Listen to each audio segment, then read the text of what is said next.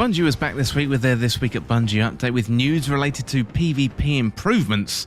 Coming in Season 18, we've got a new game mode called Eruption, we've got some Iron Banner changes, plus we've got Rift improvements, and a community exotic design contest coming up, where we can design and pick an exotic ornament that's going to appear in the game.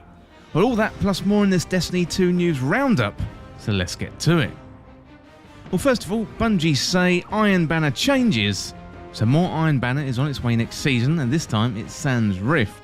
To talk more about what's going on the horizon, we've got principal designer Alan Blaine here to dive a little bit deeper into what's next for Iron Banner and the Crucible realm. So take it away, Alan. Well, Alan says, "Hi everyone, now that Iron Banner is officially wrapped up for Season of the Haunted, let's talk about what we learned as well as the plans for next season and the future.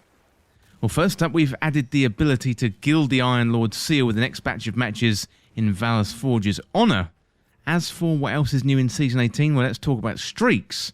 When we started working on Season 18's Iron Banner, well before we launched Rift, we knew that we wanted to come back with something more familiar after a season of objective-based gameplay. And some of you have been asking to play Clash in Iron Banner for a while, so we decided to start there. With that aside, we still needed that Iron Banner twist, that thing that makes it feel unique. Well, the core vision started with a conversation that sounded like, what if you went on kill streaks and Saladin shouted, "He's on fire," and you lit on fire?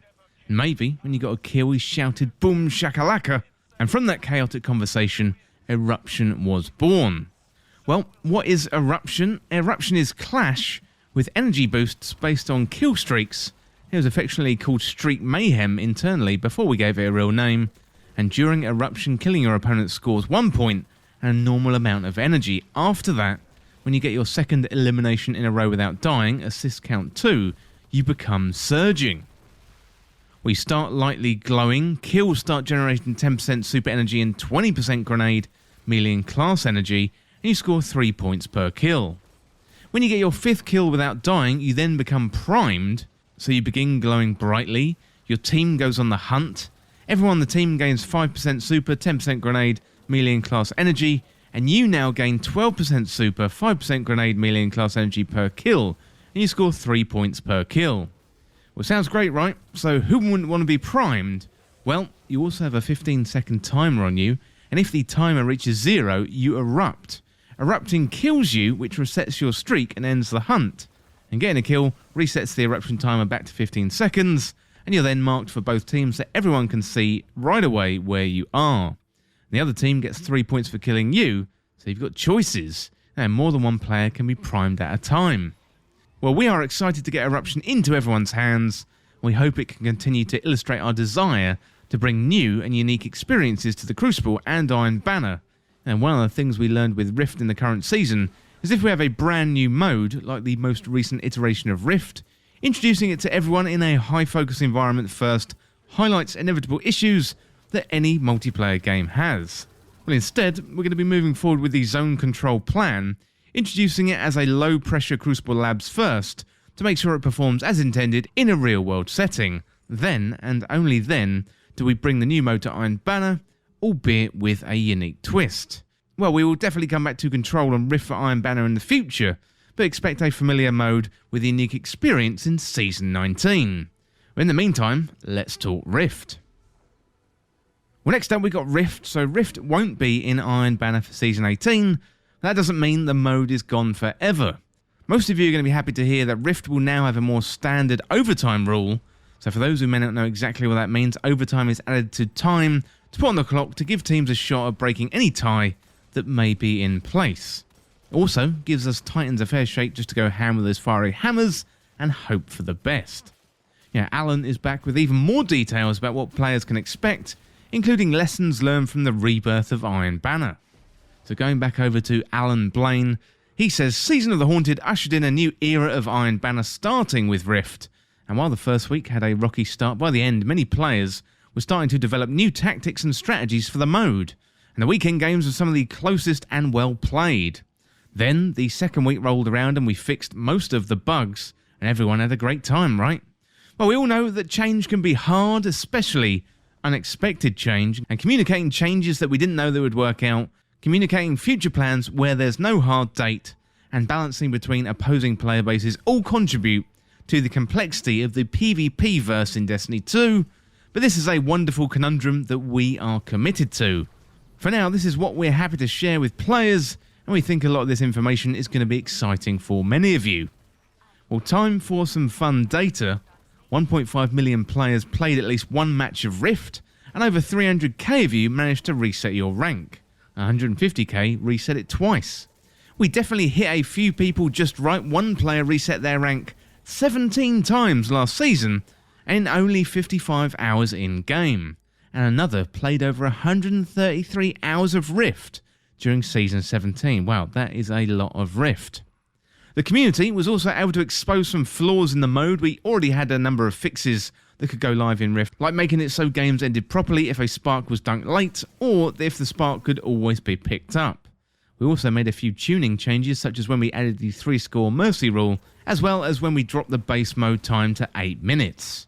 The number of matches that went fully to time dropped by 10%, and we went from having no mercy criteria to a third of matches ending in mercy at 3-0 or 4-1. Yeah, one of my favourite things about the new era of Iron Banner are the new rules that we're going to be bringing each season. So while Rift won't be an Iron Banner next season, it will be a weekly rotator in the Crucible. So it's going to be available to play week 1, 8 and 14, as well as private matches. Private matches is where you can play on any map you want, even the unbalanced asymmetrical maps.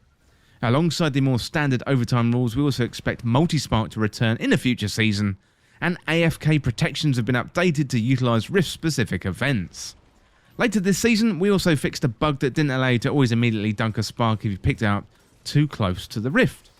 Well, then we got some notes for future seasons. So exploration with 3v3 Rift allows the use of smaller maps like Wormhaven, may also allow us to use slightly asymmetrical maps like Burnout, fixing scenarios where one team can play keep away with the spark longer than intended, and lessening the black screen time after the scores, and further measures to discourage overt kill farming.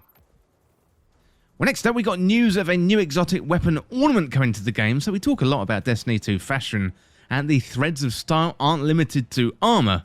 We're excited about the new weapons and other gear on the way, but we think it's time for a few more familiar pieces of equipment to get a makeover. And even better, we want you to decide which ornaments become a reality. Even better than that, the designs behind the proposed ornaments will be created by an artist from our community of Destiny 2 players that are pure magic when it comes to bringing the game into the real world through art. So how does this work? Well, first of all, we're leaving it up to you, the community, to pick which exotic gets a community created ornament. So we've got 3 options for you to vote on in an email we'll send out starting on August the 16th, and that is going to be Arbalest, Sweet Business or Rat King. Once that spiffy exotic has been selected, we'll be working with the chosen community artist as we help them create 3 different weapon ornament concepts. And once we've got 3 that are viable to be made into ornaments, we'll then have another community vote so you can all pick your personal favourite. The winner will be approved and made into a weapon ornament in the game, and then bam, new look, new you.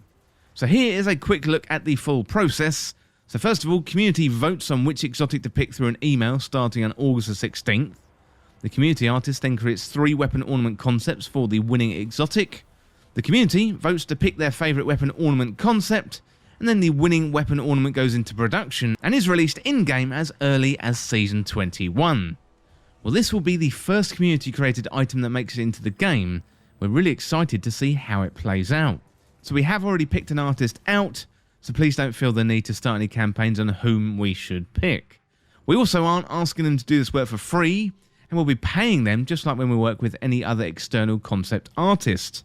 We want to make sure that we give our artists plenty of time to work on their concepts, so it'll be several months until we reveal who they are and unveil their work for the next round of voting. Once we've picked through the concept like it's ready to go into production, it's going to take a bit to go through our content pipeline, so we want to set some expectations up front that you shouldn't expect to see the final design in Destiny 2 until at least Season 21. We know that is a long way out, but we're glad to get you along for the ride on this one, and it's an important part of the process. Community created and community voted. We can't wait to see what you all decide. Well, next up we got the last week of Solstice, so this is just your friendly community manager reminder that this year's Solstice event is coming to a close. That means you've just got a few more days to get in there and grab those goods, or just roast some more s'mores over the bonfire bash and finish out any last minute event challenges. One more heads up, don't forget that the event challenges and event tickets expire at the end of Solstice, and the event card itself will be removed. So get that kindling, sparklify that armour, and scope out the event card upgrade if you feel like getting super fancy. Or not, it's totally up to you. Just please make sure you go and say hi to Devrim over on the EDZ. I hear he's a great help when knocking out some of those specific challenges when out on patrol or running a public event or two. Well, let me know down in the comments what you think of all the latest news from Bungie. And that is it for this Destiny 2 News Roundup, and as always, thank you so much for watching or listening. For more Destiny 2 content like this, hit that subscribe button down below and subscribe to This Week in Video Games. Or check me out on Twitter at TWIVG Podcast. If you enjoyed this video, found it useful, liking and sharing the video would really help me out. Otherwise, check out the other videos on the channel. Thanks again. I'll see you soon.